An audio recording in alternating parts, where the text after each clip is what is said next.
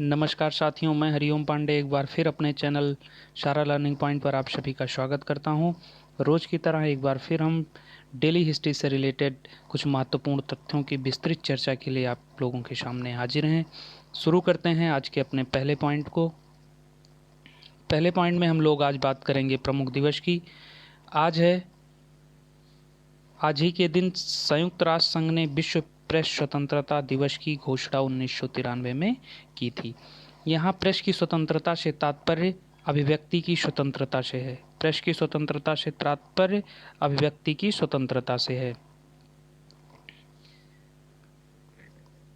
बात करते हैं सन 1991 की। तब यूनेस्को और संयुक्त राष्ट्र के जन सूचना विभाग ने मिलकर इसे मनाने का निर्णय लिया था। आगे चल के 1993 में यूनेस्को का एक महासम्मेलन होता है जिसमें इस प्रस्ताव को स्वीकार किया जाता है कि प्रेस स्वतंत्रता दिवस 3 मई को मनाया जाए। इसकी घोषणा संयुक्त राष्ट्र ने यूनेस्को महासम्मेलन में प्रस्ताव के स्वीकार होने के बाद आज के दिन 3 मई 1993 को घोषणा की। इस दिवस को मनाने का उद्देश्य क्या है? प्रेस की स्वतंत्रता के विभिन्न प्रकार के उल्लंघनों की गंभीरता के बारे में जानकारी देना। अगर हम लोग बात करें यूनेस्को की, जिसने संयुक्त राष्ट्र के जन सूचना विभाग के साथ मिलकर इस दिवस को मनाने का निर्णय लिया था। बात करें यूनेस्को की तो यूनेस्को का फुल फॉर्म है United Nations Educational, Scientific and Cultural Organization. Short form में बात करें तो हम लोग उसे UNESCO के नाम से जानते हैं। इसका मुख्यालय पेरिस में है। इसकी स्थापना 4 नवंबर 1945 को हुई थी। भारत 1946 में इसका सदस्य बना। वर्तमान में इसके महानिदेशक जो हैं वो आंद्रे अजोलो हैं, जो 13 अक्टूबर 2017 से इस पद पर बने हुए हैं। बात करें भारत के परिप्रेक्ष्य में तो भारतीय संविधान में मौलिक अधिकार अनुच्छेद 19 के तहत अभिव्यक्ति स्वतंत्रता के अंतर्गत अनुच्छेद 19A में प्रेस की स्वतंत्रता प्रदान की गई है। पॉइंट ध्यान रखिएगा, भारत में प्रेस की स्वतंत्रता अनुच्छेद 19A के तहत दी गई है। बात करते हैं आज के अगले पॉइंट की। आज के अगले पॉइंट में हम लोग बात करेंगे प्रमुख व्यक्तियों के जन्म दिवस के बारे में। आज ही के दिन 3 मई को भारतीय राष्ट्रवादी राजनीतिज्ञ, कूटनीतिज्ञ और भारत के पूर्व रक्षा मंत्री B.K. कृष्ण मेनन का जन्म हुआ था। कृष्ण मेनन साहब कब से कब तक रक्षा मंत्री थे? तो 17 अप्रैल 1957 से लेकर 31 अक्टूबर 1962 तक ये भारत के रक्षा मंत्री रहे। हम लोग रक्षा मंत्री से कुछ इम्पोर्टेंट क्वेश्चन की चर्चा कर लेते हैं, जिसमें प्रथम रक्षा मंत्री, भारत के प्रथम रक्षा मंत्री कौन थे? भारत के प्रथम रक्षा मंत्री की अगर हम बात करें तो उनका नाम है बलदेव सिंह। भारत के प्रथम रक्षा मंत्री कौन थे? बलदेव सिंह। 1947 से 52 तक इनका कार्यकाल था, 1952 तक। बात करें अगर प्रथम महिला रक्षा मंत्री की तो हम सभी लोग इनका नाम जानते हैं, निर्मला सीतारमण। भारत की प्रथम महिला रक्षा मंत्री निर्मला सीतारमण, जिनका कार्यकाल था 7/9/17 से 30/5/19 तक। इसके बाद वर्तमान रक्षा मंत्री की बात करें तो वर्तमान रक्षा मंत्री राजनाथ सिंह हैं, जो कि 31/5/19 से इस पद पर बने हुए हैं। निर्मला सीतारमण के बारे में एक और महत्वपूर्ण तथ्य, भारत की ये वर्तमान समय में वित्त मंत्री हैं और भारत की प्रथम महिला वित्त मंत्री भी यही हैं। इनसे पहले भारत की कोई महिला वित्त मंत्री नहीं हुई थी। तो इनसे दो इम्पॉर्टेंट क्वेश्चन, भारत की प्रथम महिला रक्षा मंत्री निर्मला सीतारमण, भारत की प्रथम महिला वित्त मंत्री निर्मला सीतारमण। बात करते हैं कुछ और इम्पॉर्टेंट फैक्टों की। आज ही के दिन प्रसिद्ध राजनीतिज्ञ अशोक गहलोत का जन्म हुआ था 1951 में। हम लोग बात कर रहे हैं 3 मई की। 3 मई को अशोक गहलोत का जन्म हुआ था 1951 में।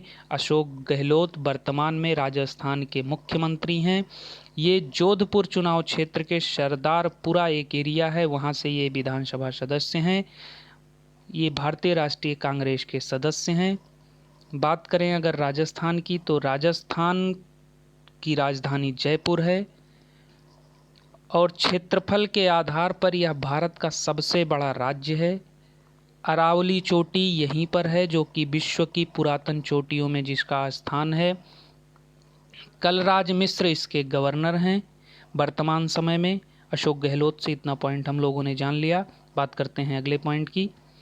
आज जन्मे हुए महत्वपूर्ण व्यक्तियों में आज ही के दिन गणित की दुनिया का प्रतिष्ठित सम्मान फील्ड्स मेडल पाने वाली पहली महिला गणितज्ञ मरियम मिर्जा खानी का जन्म हुआ था 1977 में। हम लोग इसकी थोड़ी सी चर्चा कर लेते हैं चूंकि ये अवार्ड है।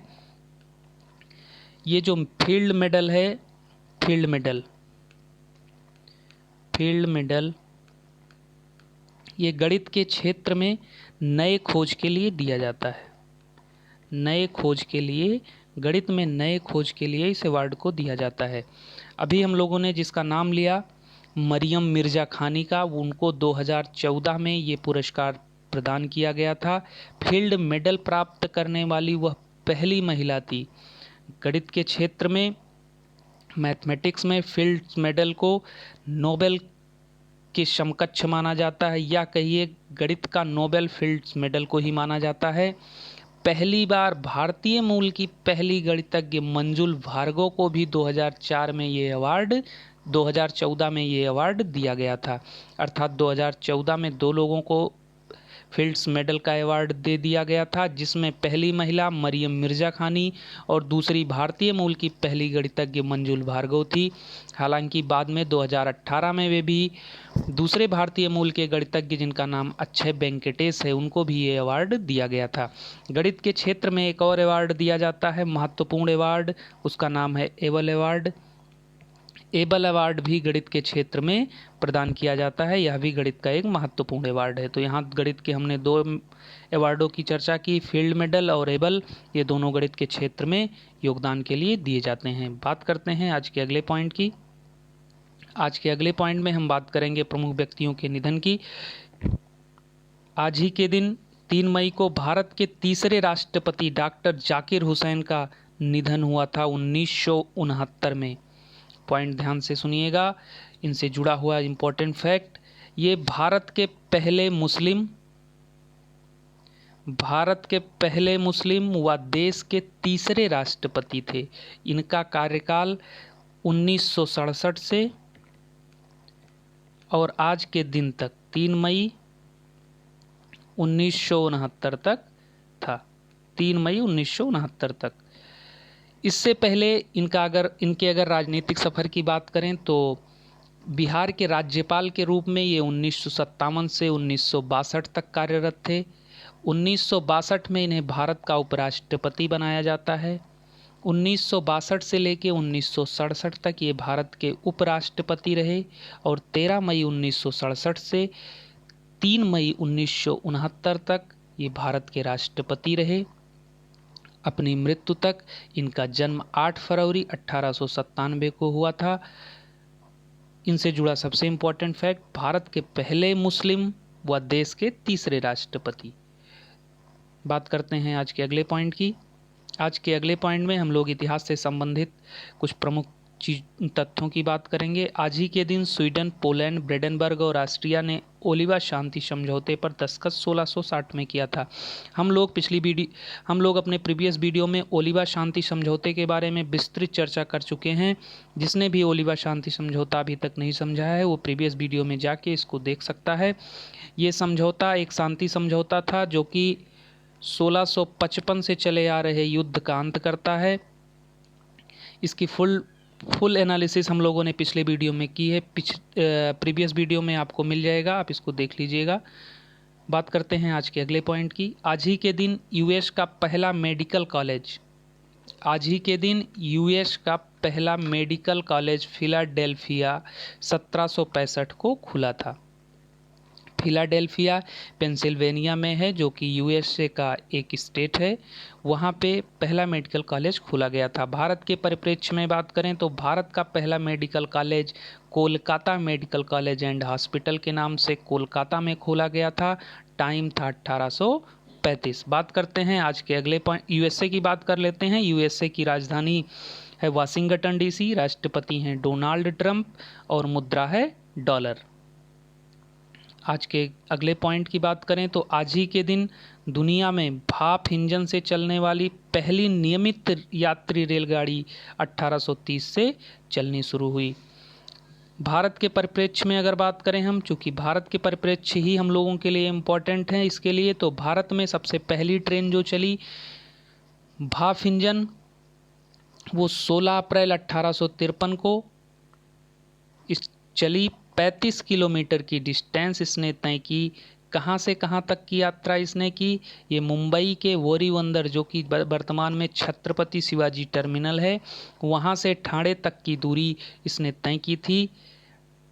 3:30 दोपहर के 3:30 पर इसने अपनी यात्रा प्रारंभ की और 35 किलोमीटर की दूरी ये 4:45 में कंप्लीट की। इसको चलाने के लिए तब इस ट्रेन में 3 इंजन लगाए गए थे। उन तीनों इंजनों का नाम आप लोग सुन लीजिएगा। उन तीनों इंजनों का नाम सुल्तान, सिंधु व साहिब था। इसमें 20 डिब्बे जोड़े गए थे और पहली बार इसमें 400 यात्री सवार हुए थे।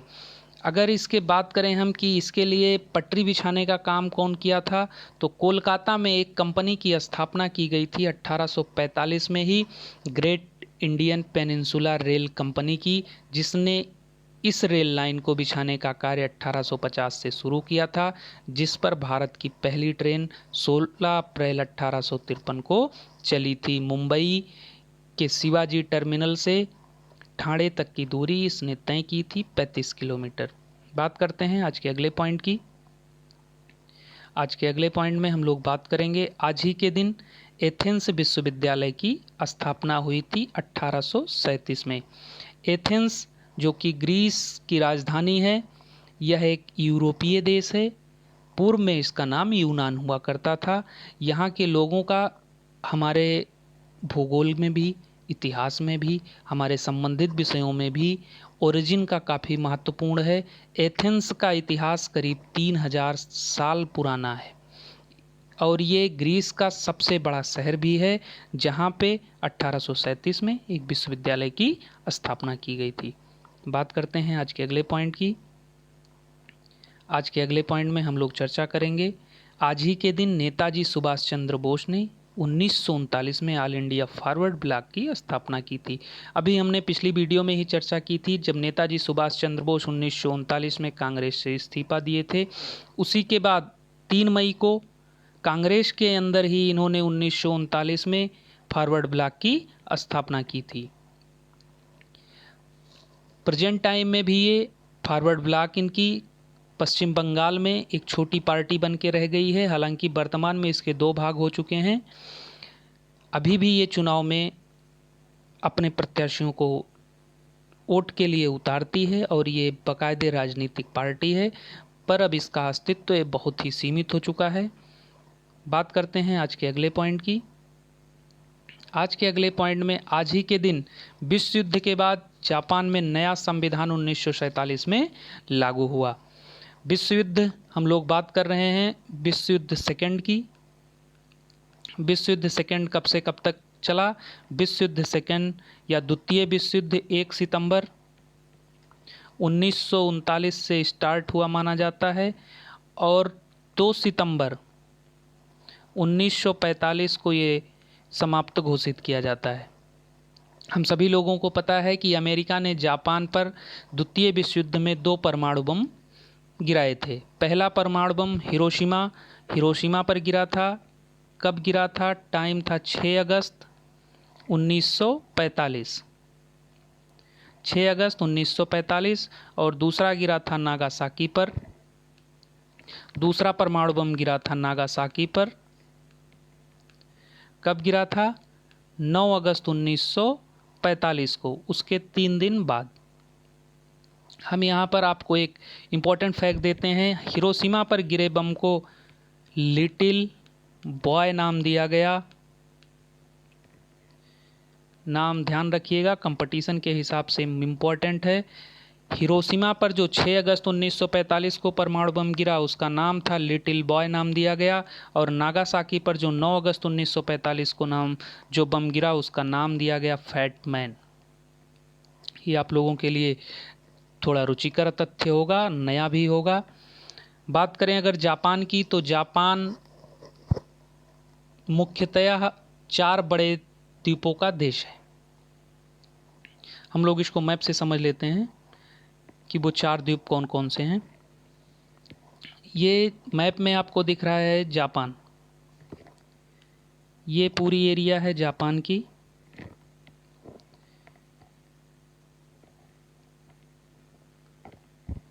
जिसमें ये पार्ट जो हम लोग देख रहे हैं इसका नाम, इस द्वीप, ये एक द्वीप है। द्वीप हम अपनी पिछली वीडियो में कई बार चर्चा कर चुके हैं कि द्वीप क्या होते हैं। जिसका संपूर्ण क्षेत्र चारों तरफ पानी से घिरा हुआ हो वो द्वीप है। तो आप देख सकते हैं ये प्रशांत महासागर से पूरी तरह पैसिफिक ओशियन चारों इधर दिख रहा है, इधर चाइना सी है, हर चारों तरफ से ये वाटर से ही घिरा हुआ है, इसलिए ये द्वीप है। जापान एक द्वीपीय देश है जो कि 4 प्रमुख देशों से मिलके बना है, जिसमें ये एरिया जो आपको ऊपर वाला दिख रहा है इस द्वीप का नाम है होक्काकाइडो।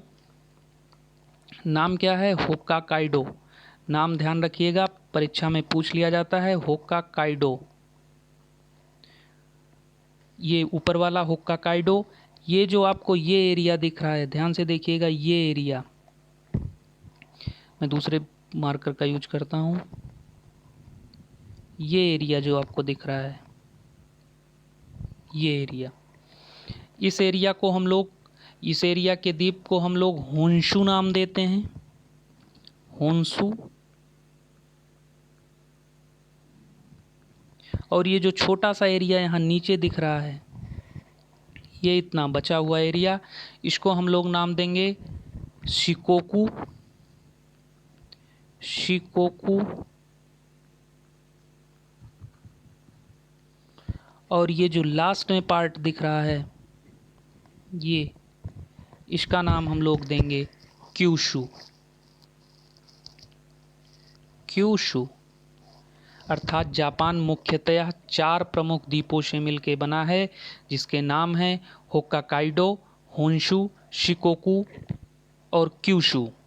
नाम आप लोग ध्यान रखिएगा, नोट डाउन कर लीजिएगा।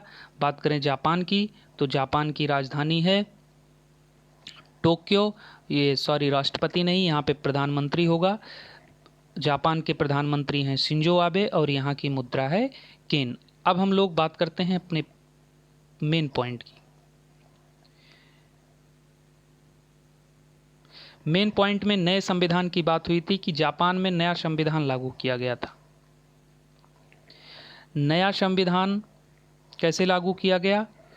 तो 1947 में द्वितीय विश्व युद्ध के बाद, अब 2 शब्द आया है, द्वितीय विश्व युद्ध के बाद, तो अमेरिका जब इसके ऊपर परमाणु बम गिरा देता है, जापान दबाव में आ जाता है। अमेरिका यहाँ पे अपने नियंत्रण में, मैक आर्थर वहाँ पे एक जनरल हुआ करता था, उसके नियंत्रण में एक संविधान बनाया जाता है। इसके पहले यहाँ मेईजी संविधान लागू था। 1947 के पहले 1889 से लेके 1947 तक यहाँ मेईजी संविधान कार्य करता था, जो कि एक तंत्र, सत्तावाद और राजतंत्र पर आधारित था।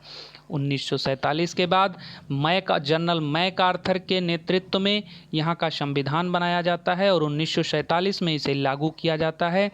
आज के दिन 3 मई को जापान इसे संविधान दिवस के रूप में मनाता है। और जापान, चूँकि ये अमेरिका द्वारा लागू किया जाता, अमेरिका द्वारा इस संविधान की निर्माण की जाती है, इसलिए इनके संविधान में अमेरिकी संविधान की छत्र छाया आपको देखने को मिलेगी। और जापान के लिए जापान के संविधान में एक प्रतिबंध किया जाता है जिसका उल्लेख जापान के संविधान में अनुच्छेद 9 में किया गया है और उसमें साफ साफ शब्दों में लिखा गया है, जापानी जनता हमेशा के लिए राष्ट्र के युद्ध करने के अधिकार व अंतर्राष्ट्रीय विवादों को ताकत के जोर पर हल करने की धमकी का त्याग करती है। अर्थात अंतर्राष्ट्रीय विवादों पर जापान अपनी ताकत का प्रयोग या अपनी ताकत के बल पर हल करने का प्रयोग नहीं करेगा। स्पष्ट लाइन में ये अनुच्छेद 9 में वर्णित किया गया है जापान के संविधान में। तो बात करते हैं आज के अगले पॉइंट की। आज के अगले पॉइंट में हम लोग बात करेंगे आज ही के दिन भारत की पहली फीचर फिल्म राजा हरिश्चंद्र 1913 को प्रदर्शित हुई थी और यह एक मूक फिल्म थी। इसका टाइम ड्यूरेशन 40 मिनट का था और इसके प्रोड्यूसर और डायरेक्टर दोनों दादा साहब फाल्के थे, जिनकी शताब्दी पर इन्हीं के नाम से भारतीय सिनेमा का सर्वोच्च पुरस्कार दादा साहब फाल्के पुरस्कार प्रदान किया जाता है।